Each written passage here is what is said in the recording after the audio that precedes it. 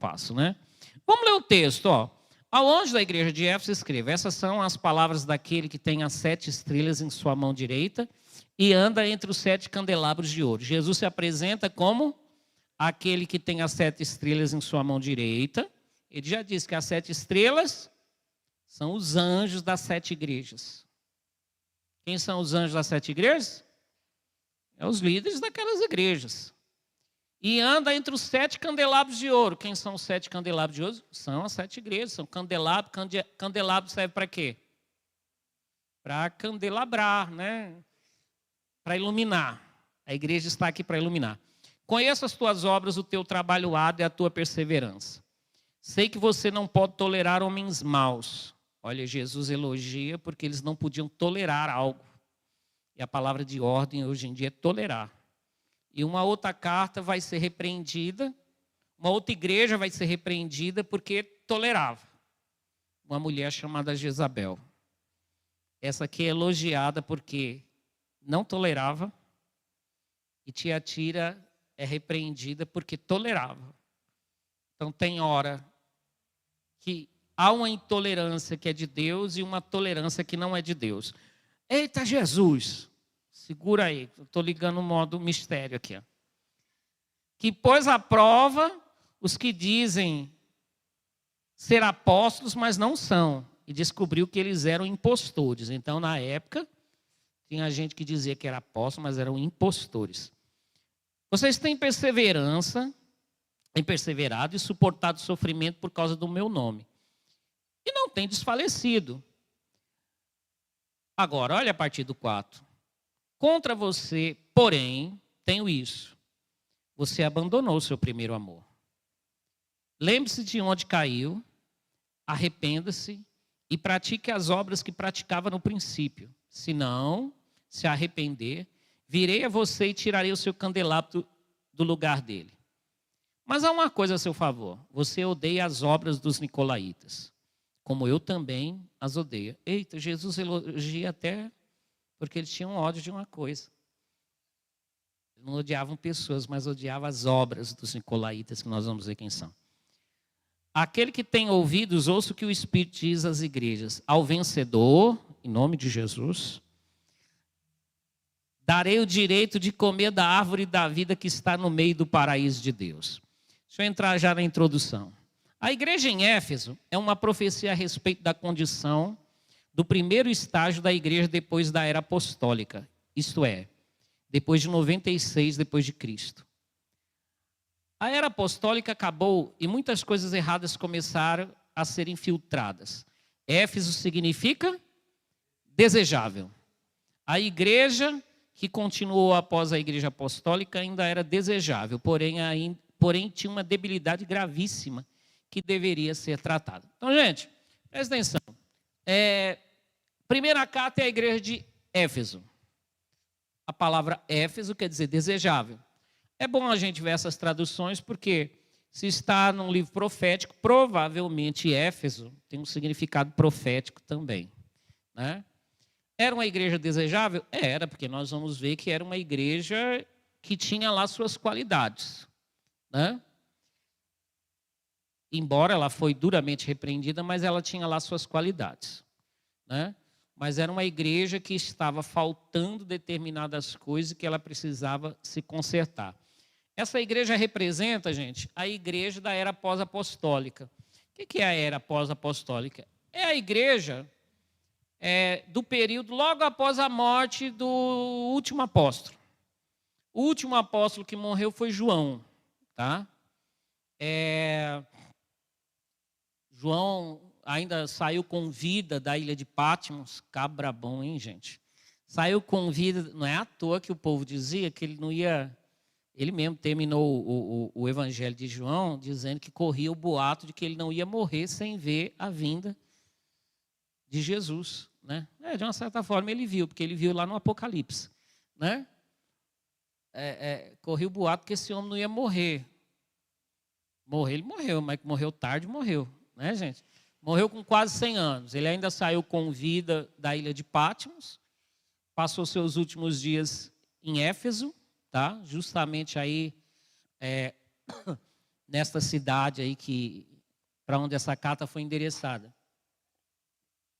E com a morte de João termina o período apostólico. Bom, o período apostólico, gente, qual foi uma marca dele?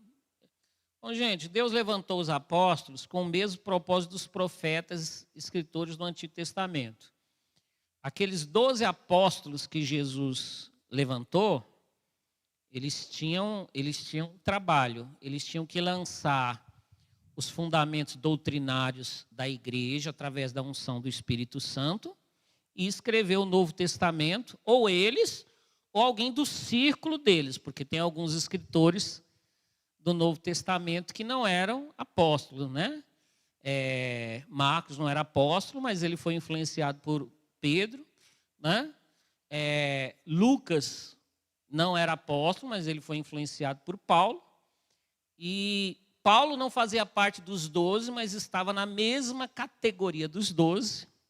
Tá bom, gente?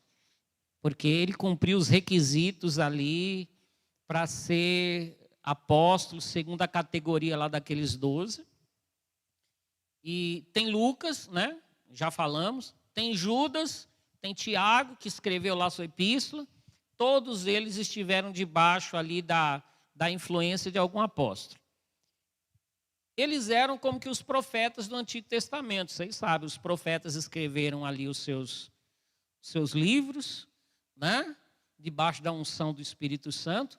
E os apóstolos tinham que escrever o Novo Testamento para lançar as bases doutrinárias da igreja, para lançar a história do Senhor Jesus ali nos evangelhos, né? Depois deles, ninguém mais tinha autoridade para fazer isso. Vocês acham que eu posso escrever um evangelho, por exemplo? O evangelho segundo São Edmilson. Posso? Epístola de Edmilson à Igreja do Boa. Não posso. Quer dizer, eu posso, só não vai entrar na Bíblia, porque não tem autoridade canônica nenhuma. Então, eles tinham essa autoridade, né? Eles sabiam que tinham, e um sabia que o outro tinha. Tá? Por exemplo, Paulo, em uma das suas epístolas, ele cita um versículo do Evangelho de Lucas, junto com um texto lá de Deuteronômio, né? E chama os dois de escritura. Para um judeu, gente, colocar lado a lado o escrito de alguém que ele conhecia pessoalmente, que era Lucas, e colocar do lado de Moisés, não é mole não. Mas por quê? Para que ninguém pense que é aquela bobagem que gente fala aí, que não. Eles estavam escrevendo uns negócios lá e séculos depois o povo canonizou o que eles escreveram. Não. Eles sabiam que estavam escrevendo Bíblia, viu, gente? Paulo chegava a dizer, se alguém ignorar isso aqui, que isso aqui é a palavra de Deus, que seja ignorado. Se alguém pregar outro evangelho que vá além desse que eu preguei, que seja anátema, ainda que seja um anjo do céu. Eita! Vocês acham que ele não sabia o que estava falando e o que estava escrevendo? Pedro chega a falar de Paulo assim, olha, o nosso amado irmão Paulo escreveu determinadas coisas que tem uns pontos até difíceis de entender, que os indoutos torcem para a sua própria condenação. Ele estava dizendo que torcer as palavras de Paulo traria condenação para quem fizesse isso. Então percebam, gente, que eles sabiam o que eles estavam fazendo. Estavam escrevendo Bíblia, viu, gente? Eles não achavam que eram as cartinhas que eles estavam escrevendo, um para o outro, tá? E também não foi nada de ser canonizado depois. Se fala muito dos concílios, né, que teve depois, e dizem assim que os concílios que escolheram os livros que iam entrar na Bíblia. Concílio nenhum escolheu o livro para entrar na Bíblia. Eles reconheceram os livros que já eram tidos como canônicos. Tá? Isso aqui foi, isso aqui foi, isso aqui não foi. Né? Então não era para escolher quem teria tal autoridade. Né? Ali foi para juntar, o Concílio de Trento foi para juntar os livros que já eram tidos como autoritativos. Né, gente? E E digo a vocês, já tinha muito livro, outros livros, outras cartas escritas por outras pessoas religiosas no seio da igreja. E que não tinha autoridade doutrinária nenhuma sobre a igreja. Tá? Porque tudo estava nos ombros ali dos apóstolos, dado por Jesus. Aqui no Apocalipse está escrito, irmão, que na Nova Jerusalém tem 12 fundamentos. E nesses fundamentos é alicerce. E nesses 12 fundamentos está escrito o nome dos 12 apóstolos do Cordeiro. Já para mostrar que eles têm um papel, gente, que ninguém mais vai ter. Não é que não existe mais apóstolos. Os apóstolos de hoje, é óbvio, até eles mesmos sabem que eles não estão na categoria dos apóstolos do Cordeiro. Né? Nessa convenção, o apóstolo Jair lançou mais um livro. É óbvio que ele não está querendo que a gente acredite que aquilo ali é um livro canônico que vai entrar na Bíblia. Né? Nenhum apóstolo de hoje é louco para dizer que eles têm a autoridade de escrever um livro inspirado pelo Espírito Santo que vai entrar em alguma nova edição da Bíblia. Porque isso coube aos apóstolos e a ninguém mais. A Bíblia está fechada já, né? Os livros da Bíblia estão fechados. Então, isso foi a era apostólica. Depois que termina a era apostólica, o que ficou? Os escritos deles. Mas será que eles não tinham mais nada a dizer? Não, eles não tinham mais nada a dizer. O que eles precisavam dizer está dito. E deve ser lido e interpretado debaixo da unção do Espírito Santo. E eles são, volto a dizer, autoritativos para nós. Não precisam ser atualizados. Tá bom, gente? Não precisa ser atualizada a Bíblia, nem nada disso. Por quê? Os escritos dos apóstolos, irmãos, são como que eles estivessem aqui presentes, tratando com as situações da igreja. Mas hoje tem tanta situação nova. Como é que eles vão tratar de cada situação nova? Não, gente, situação nova, nem os pastores que lidam individualmente com as situações, eles têm resposta para cada situação individualmente. Mas aqui na Bíblia está os princípios para lidar com as situações. Tá, gente? Os princípios de se buscar a Deus, de ter temor de Deus, os princípios de santidade, os princípios de andar em obediência à palavra de Deus. Né? E a Bíblia diz o quê, irmãos? A Bíblia deixa bem claro que ela é inspirada pelo Espírito Santo, é nela que nós devemos caminhar. Mas foi assim? Não. Acabou a era apostólica, algumas coisinhas começaram a entrar na igreja que não agradam a Deus. E é isso que essa carta aqui nos mostra. Né, gente? Vamos ver algumas. Vamos ver. Primeiramente, vamos ver uns elogios aqui. Vemos na igreja de Éfeso virtudes que faziam dela uma igreja brilhante e desejável. Conheça as tuas obras, tanto o teu labor. O Senhor Jesus elogia de intenso trabalho da igreja de Éfeso. E que coisa maravilhosa é ver uma igreja que não para, não é mesmo? Uma igreja não pode ser semelhante a um lago parado, pois águas paradas são insalubres. Na casa de Deus deve correr um rio constante, como está em Ezequiel 47:1, o rio das águas purificadoras, né? O Senhor Jesus disse: meu Pai trabalha até agora e eu trabalho também. João 5,17. Assim também deve ser a vida da igreja. Então, o primeiro aspecto positivo da igreja de Éfeso é que era uma igreja de muito trabalho. E isso é bom para uma igreja? Claro, lógico. Uma igreja, como disse o apóstolo Jair, numa das ministrações aí da convenção, uma igreja que fica na base do conservadorismo, né? Luta para ficar conservando o que tem. Faz nada, o máximo fica assim, ai meu Deus. Parece um povo numa trincheira assim, tentando só se defender. E não avança, não trabalha, ninguém quer saber de pregar o evangelho para mais ninguém, ninguém tem sonho de ganhar uma alma, nem nada disso. Isso é um perigo. Isso é um perigo. Porque quem não vai para frente vai para trás, não tem jeito. É matemático. Por quê? Porque o tempo vai passando, os irmãos vão ficando velhinhos e vão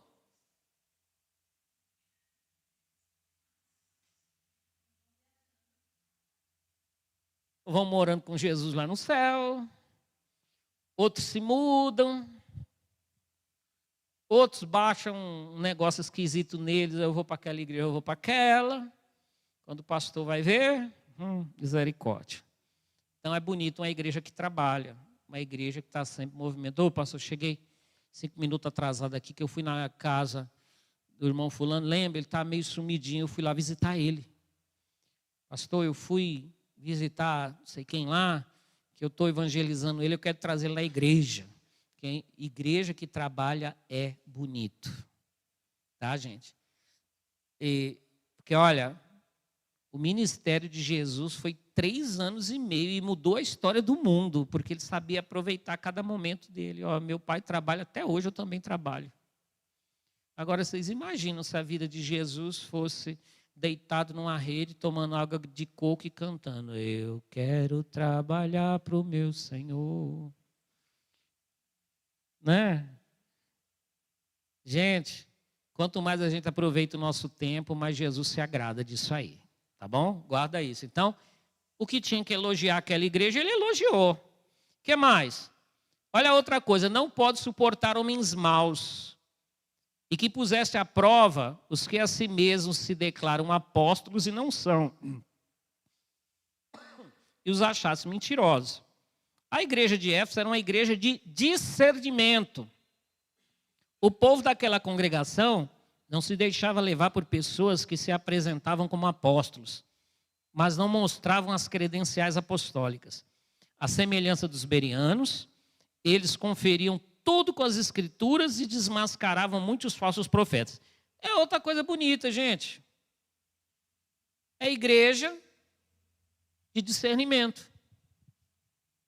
Entenderam? É a igreja que, quando surgem umas coisinhas... Muda a câmera aí, filha.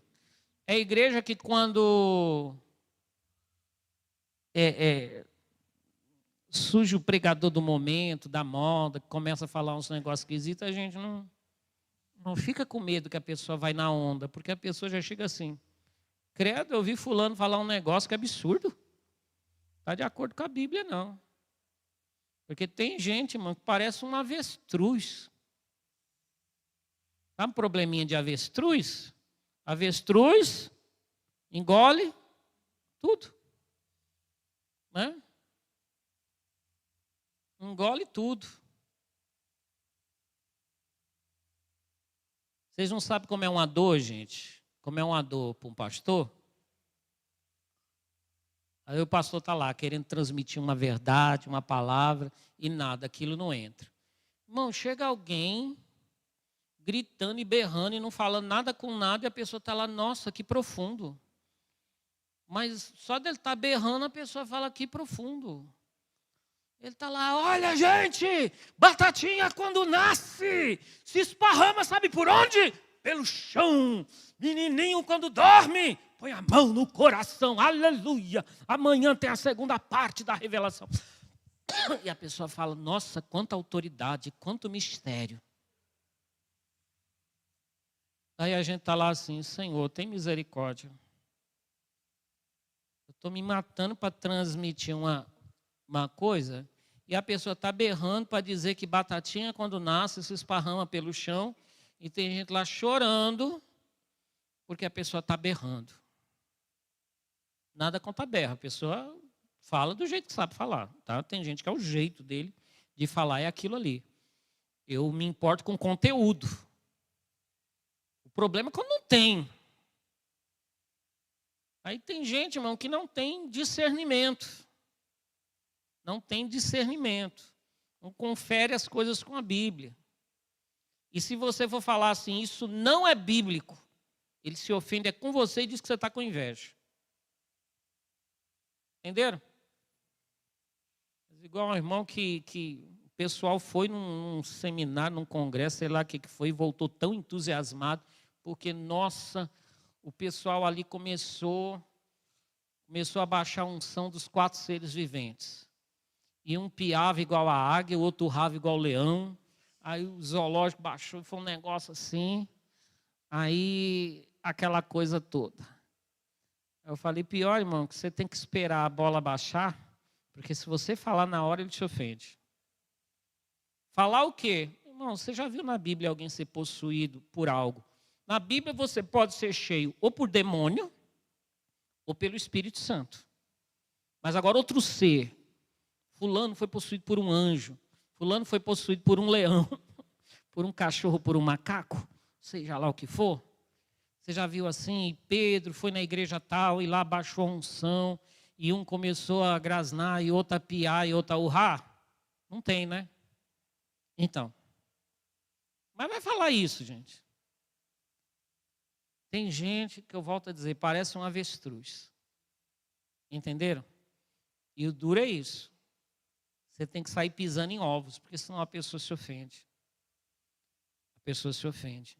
Olha, pastor, olha quanto poder. Tem um vídeo no YouTube, o pessoal assim, uns imitando cachorro. Chega a sair abanando o rabo, gente. Levanta a patinha de trás para fazer xixi e sai latindo. Olha o que o Espírito Santo fez aqui, pastor, aí você fica. O Espírito Santo, é uma benção, né? Espírito Santo. Aí você tem que ficar. Abre lá em Atos dos Apóstolos, alguma coisa assim, me mostra alguma coisa assim acontecendo, né? Mas só de falar isso, está com inveja, pastor, porque o senhor não consegue orar e os outros latir. Então a igreja foi elogiada porque tinha discernimento. E desmascarava até quem dizia que era apóstolo, mas não era. O que é interessante, né, gente? Eu fico bobo de ver, irmãos. Tem umas pessoas famosinhas, principalmente aqui em São Paulo, multidão atrás dele, os salões que eles alugam, o banheiro deve ser do tamanho da minha igreja toda aqui. Ó. E está aí no YouTube. Eu não sei como eles não cansam de dizer quem vai ganhar para ser presidente, mas não ganha. Ganha qualquer um, menos aquele. Vai ganhar para ser vereador, qualquer um ganha, menos aquele. Vai ganhar para ser deputado, não ganha, qualquer um ganha, menos aquele. Eles erram tudo. E ainda é introduzido por isso. Se eu sou homem de Deus, amanhã você vai estar comemorando sua vitória lá na Câmara. Aí a pessoa não ganha. E os outros continuam. Nossa, mas esse é um apóstolo. Cadê o discernimento? Jesus elogiou aquela igreja por causa do discernimento. Olha aqui. Tens perseverança, suportaste prova por causa do meu nome e não te deixaste esmorecer. Perseverança é a tradução, deixa eu ver aqui. Perseverança é a tradução da palavra grega bastazo, que segundo o dicionário Strong significa característica da pessoa que não se desvia do seu propósito e de sua lealdade à fé e piedade, mesmo diante das maiores provações e sofrimentos. Gente, olha mais uma coisa elogiável. Jesus ia chamar a atenção, mas o que era para elogiar, Jesus elogiou. O que Jesus elogiou agora? Era um povo perseverante. Perseverante em que sentido? A palavra que foi traduzida por perseverança aqui significa a característica daquele que não se desvia do seu propósito. Amém, gente? Isso é bom? Meu Deus do céu. Porque perseverança, gente, a gente pode traduzir por insistir. Perseverança às vezes quer dizer paciência. Mas aqui quer dizer o quê? Aquele que não se desvia do seu propósito. E é justamente aí que o Satanás ouve essa. É aí que o Satanás ataca. A pessoa sair do seu propósito. Ele tem um propósito. O diabo sabe que ele tem um propósito. E o Satanás luta para tirar ele do seu propósito. Mas esse tipo de perseverança, essa graça dada pelo Espírito Santo, faz ele continuar firme no propósito dele com Deus.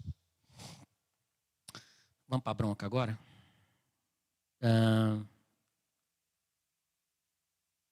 Tenho, porém, contra ti que abandonaste o teu primeiro amor. Gente, agora isso aqui é muito sério. Porém, essa igreja é repreendida pelo Senhor por haver perdido o seu primeiro amor. Era uma igreja que podia ser parabenizada por trabalhar muito, mas que tinha que ser repreendida porque amava pouco. Eu quero, inclusive, marca isso. Que uma igreja, uma pessoa pode ter muitas obras, muito discernimento e muita perseverança, sem ter amor. Vamos estudar esse negócio. Cheia de atividade, mas esfriando no amor. Cerca de 30 anos antes dessa carta, a igreja de Éfeso foi elogiada por Paulo por causa do seu amor para com todos os santos. 30 anos antes.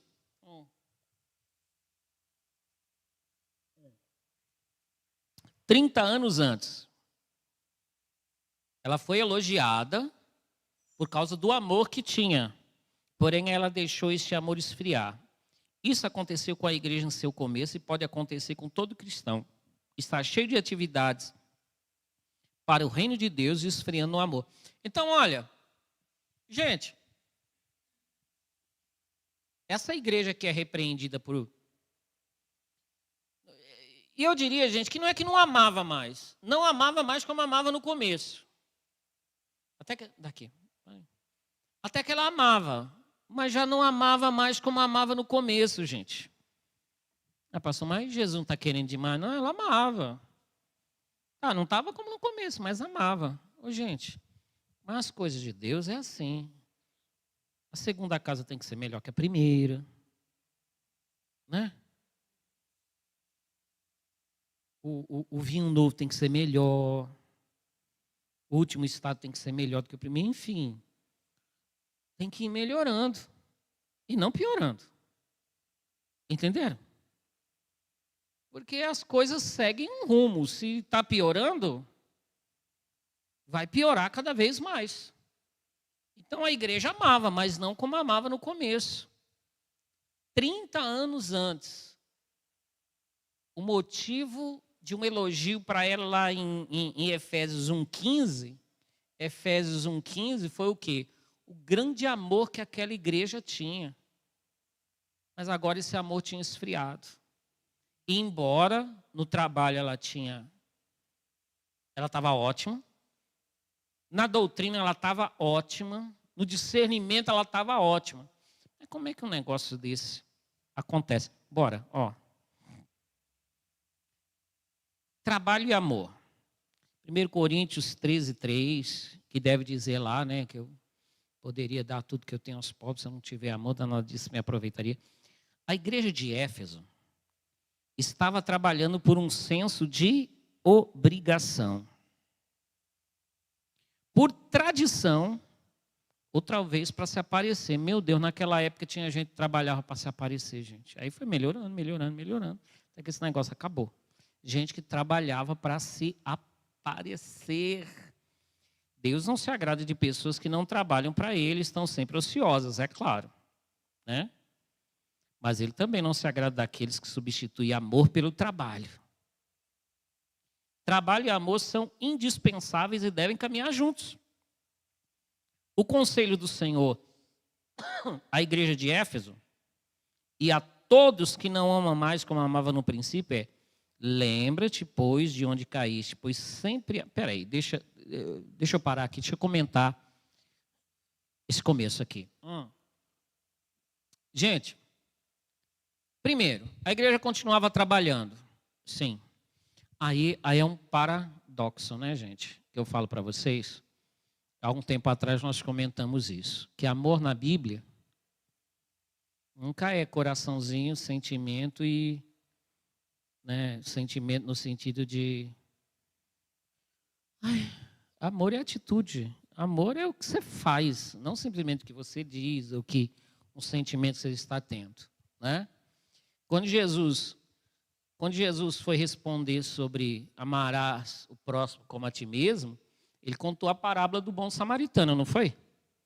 Que foi o quê? O bom samaritano viu um judeu caído, aí pegou e escreveu um poema. Ó, vós judeus caídos, como eu vos amo. Vocês feridos, meu coração por ti gela, os meus afetos por ti são. Eu queria tanta mala, mas a mala ficou na estação. Não, gente, ele não escreveu um poema. Ele parou e foi ajudar. Entendeu? Porque amor é o que você faz. Porém,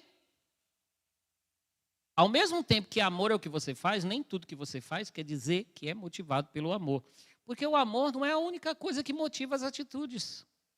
Gente, até ódio motiva as atitudes. Inveja motiva as atitudes. Entenderam? A força que anima certas atitudes podem ser muitas. Entenderam? Então não é dizer, ó, porque fulano faz isso, quer dizer que é amor. Não, não. O amor é um princípio, sim, dentro de nós que se expressa naquilo que nós fazemos. No entanto, gente, o amor não é a única coisa que se expressa no que nós fazemos. O ódio, a inveja, a cobiça e tantas outras coisas se expressam naquilo que nós fazemos. Então a igreja continuava trabalhando. Então, isso não é prova que amava? Não. Talvez é um sentimento de obrigação, trabalhava para se aparecer e outras coisas mais. Gente, por exemplo, eu dei alguns exemplos de igreja que trabalha. Eu falei sobre ganhar almas, por exemplo. Igreja parada é uma tristeza. Ninguém quer saber de ganhar uma alma. Não faz um projeto, Senhor, esse ano eu quero um discípulo. Eu quero ganhar uma alma. E não faz esse tipo de projeto, gente? O sangue de Jesus tem poder. Por outro lado, irmãos, está cheio de igreja no hiperativismo para mostrar trabalho. Se a minha célula não multiplicar, pelo amor de Deus. A do Isaac multiplicou 3 vezes, a da irmã Maria não sei quantas. Pelo amor de Deus. Se a minha não multiplicar, eu vou deixar de ser líder e sei lá o quê, sei lá o quê. Aí começa assim uma motivação esquisita por detrás disso, que só o sangue de Jesus tem poder. Tem gente que acha que isso é bom. Não está certo. Tem que se esforçar para manter o posto, né? Lutar para fazer mais do que o outro está fazendo. Mas aonde na Bíblia que senso de competição foi bom em algum momento, gente? Senso de competição com os outros não é bom. Só comigo mesmo. Eu procurar ser melhor que eu mesmo. Entenderam?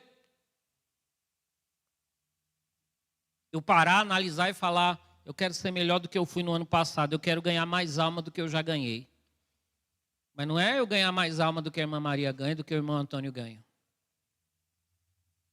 O hiperativismo. Ou porque senão o meu líder de célula vai pegar no meu pé e ficar, irmão, o que é isso? Não sei o quê. Gente, quando começa esse tipo de coisa, tem igreja que vira um monstro. E Deus sabe quem está me assistindo. O que tem de gente que vaza de igreja, os outros falam, é porque não aguenta o ritmo. Não quer trabalhar, não quer fazer nada para Jesus. Não, gente. É porque por causa de um negócio assim movido pelo hiperativismo, pela produção em série, pelo mostrar números, tem igreja que vira um monstro. Vira uma árvore, onde as aves do céu vêm se abrigar ali, onde começa a abrigar um monte de coisa feia. Viu, gente? A mostarda não vira um grande arbusto, se torna uma grande árvore onde as aves malignas vêm se abrigar. Todo mundo lembra de certas fases, né? Que muito bom, muitas almas ganham. E por outro lado, só faltava sentir a ferroada, assim. Vai, porque vai. Ai, meu Deus, se eu não fizer isso, é aquilo, se eu não fizer isso, é mais aquilo. Fulano tem tanto, e não sei o quê. Aí começa um negócio assim, que tem gente que acha que isso é bom. E se quiser, pode pôr os comentários aqui embaixo, fica à vontade. Você acha que isso é bom? Aí, você está assistindo no YouTube. Olha, Deus, fica à vontade, pode comentar, não tem problema não. Isso que mantém a igreja viva. A igreja de Éfeso era assim. Trabalhava muito, tinha muito discernimento. Mas por trás daquele trabalho tinha outra coisa. Tá, gente? E o crescimento da igreja era orgânico. Alguém pregava para outro, não é porque tinha que mostrar trabalho. É porque estava apaixonado. Você pega alguém apaixonado, ele só fala da namorada. Não é porque alguém está mandando ele falar da namorada. Quando um negócio está fervendo dentro do nosso coração, a gente só fala daquilo. Se mandar a gente calar a boca, a gente não cala. Ai, fulano só fala disso. Porque aquilo está queimando no nosso coração. Não precisa mandar falar. Hã? Agora, isso é um crescimento orgânico. E a igreja foi assim que a igreja dominou, porque as pessoas já se convertiam com essa paixão por Jesus, assim, que se falava, não fale de Cristo, que era o que as autoridades ameaçavam. No outro dia ele estava lá pregando. Apanhava num dia, no outro dia estava lá pregando. Era por quê? Porque senão Tiago, pastor da igreja de Jerusalém, me pega no pé, eu vou mostrar o relatório da minha célula, da minha igreja. Não vai ter crescido, pelo amor de Deus. Não era por causa disso não, gente. É porque tinha algo queimando no coração deles. Eu não conto toda a história, mas do pastor, eu acho que ele era brasileiro, que foi nesses países aí de castas, deve ser da Índia, e foi para querer ganhar as castas superiores, mas ganhou o faxineiro. Ganhou um faxineiro que foi trabalhar numa empresa terceirizada para limpar o templo. Não, era uma missão americana. O cara queria se batizar e o pastor não queria batizar ele, porque disse, não. Se um faxineiro vem e se batiza, o pessoal das altas castas aqui vai dizer que Jesus é coisa para casta inferior, não vão querer nem saber. Ainda bem que ele tinha uma esposa sábia. Falou, tu vai para o inferno, viu? O homem quer se batizar e você não... Mas mulher, isso vai ser um impedimento. Os outros aí vai querer ver e vai falar, isso é coisa para faxineiro. A gente tem que ser sábio. Vai para o inferno, vai para o inferno. Dias e dias assim, um dia ele pega, eu chamo o faxineiro, vou te batizar. Mas vamos fazer o seguinte, não fala para ninguém, senão você vai atrapalhar o trabalho. Sim, senhor.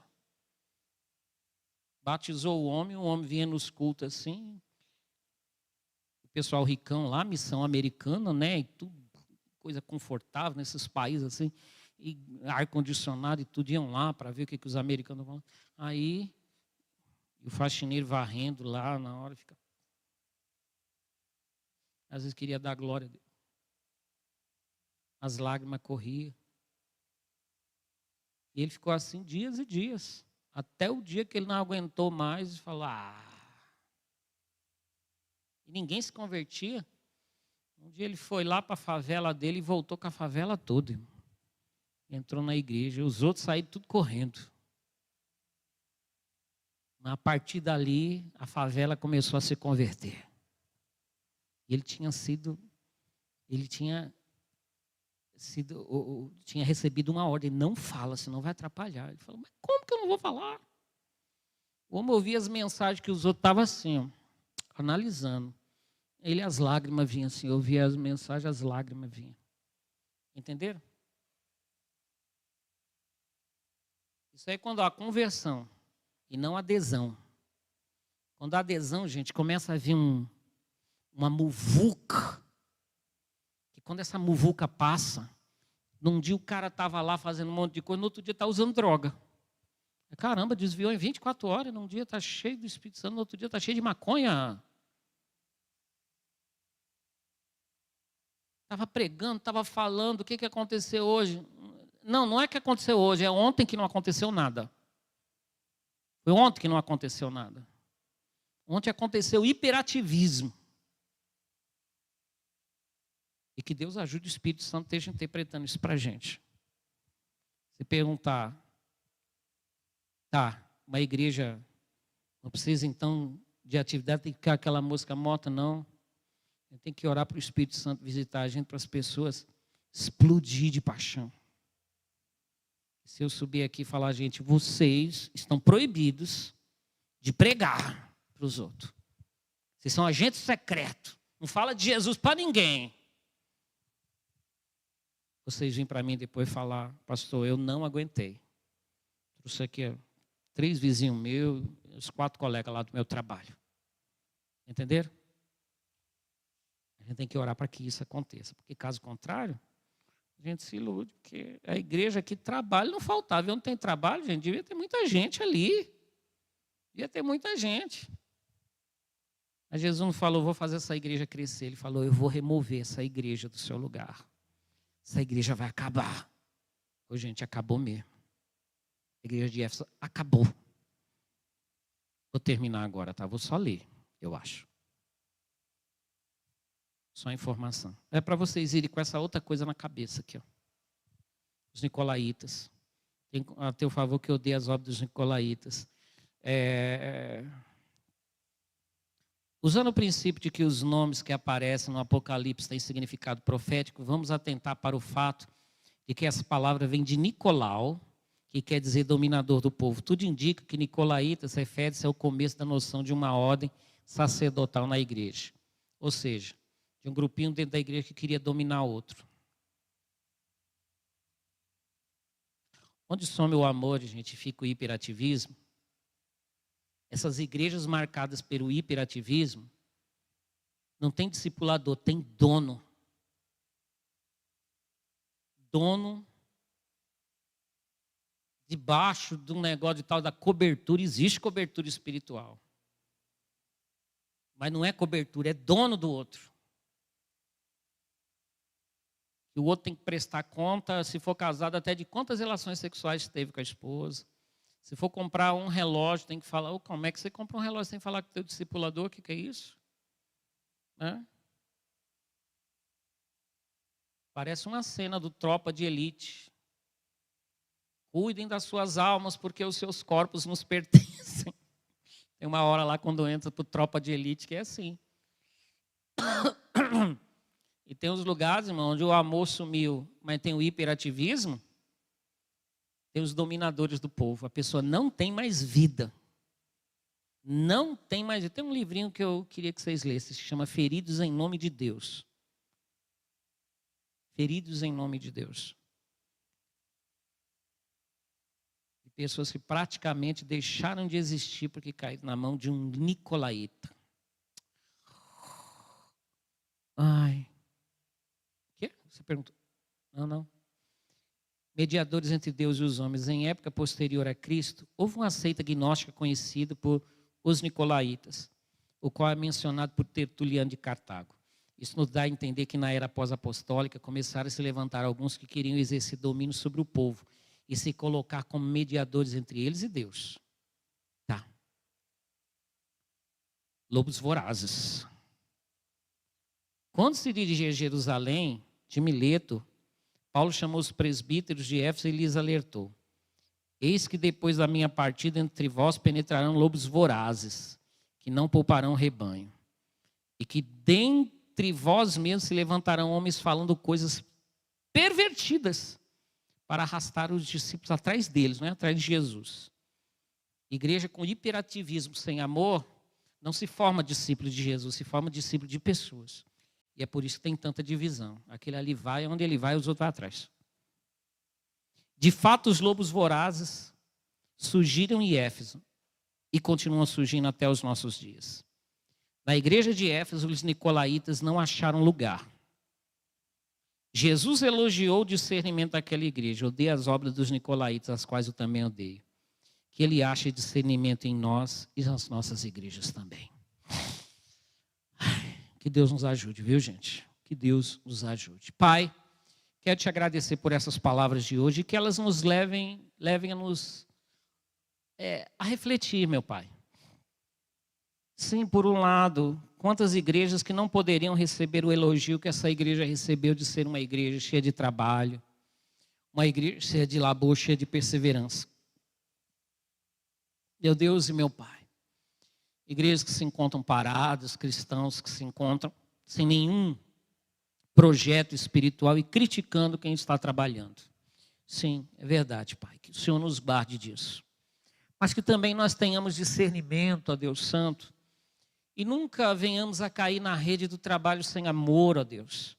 Daquele trabalho, Senhor Deus, que tem como alvo os números, que tem como alvo, ó Deus amado, a exaltação do ser humano, que tem como alvo possuir as almas das pessoas e não edificar discípulos do Senhor.